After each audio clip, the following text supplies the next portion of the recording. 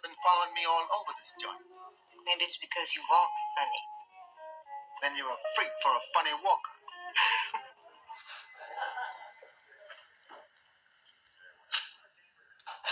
Good morning, folks. My name is Mr. Bushrod.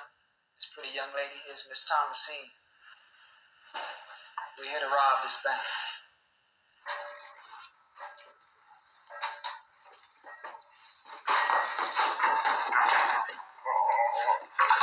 Yeah, that's what I got. I want my money. Oh, yeah, your money. Your money. You got to sign for it. Right?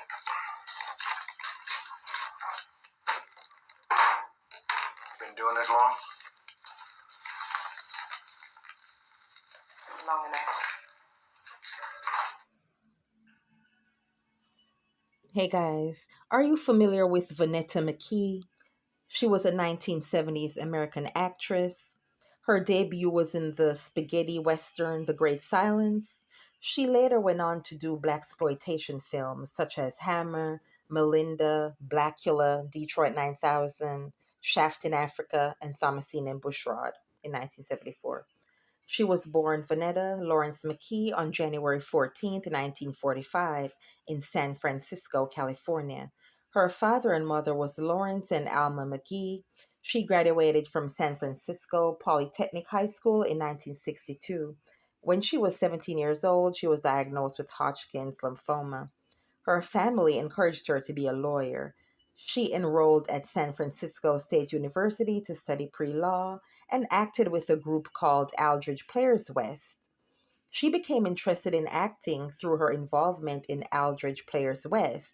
It was a socially aware black theater troupe. She left college and went to Italy to pursue acting. She broke into films in Italy in 1968, appearing in spaghetti western director Sergio Corbusi's The Great Silence. She was the first black woman in a western. The plot of the film takes place in Utah prior to the Great Blizzard in 1899.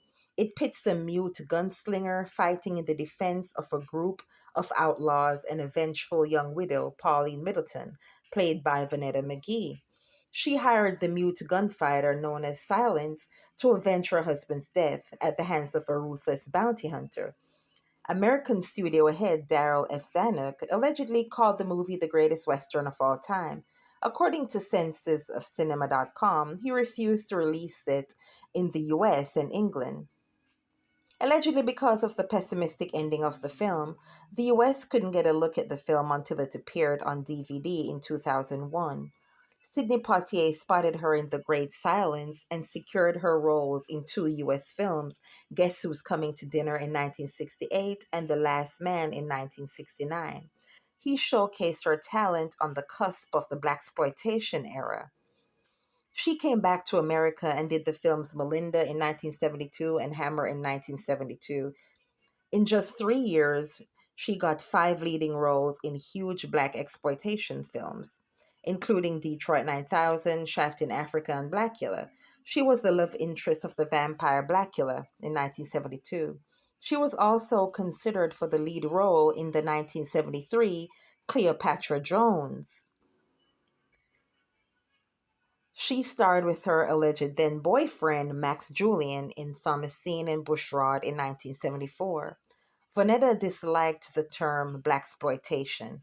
According to Vice.com, she told the LA Times that the label was used like racism, so you don't have to think of the individual elements, just the whole.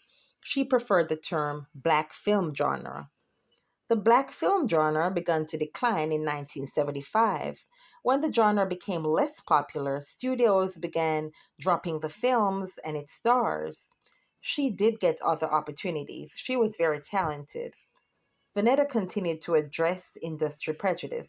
When Diana Ross landed lead roles and was hailed as proof of equal opportunity, Vonetta argued otherwise. Vonetta said she has had the luxury of a studio behind her. This is where a lot of us fell short. We all needed a certain amount of protection, but we were on our own.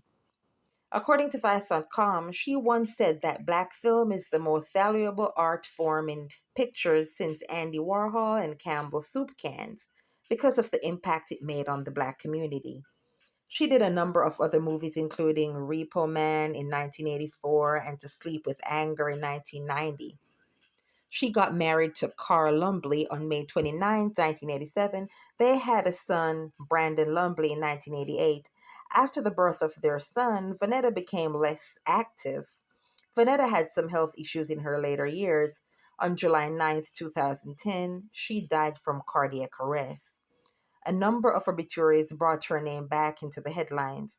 Writers praised her in a way that didn't happen since the 70's. Vonetta was a beautiful, strong, talented woman and entertainer. Her charisma and gift on screen was evident.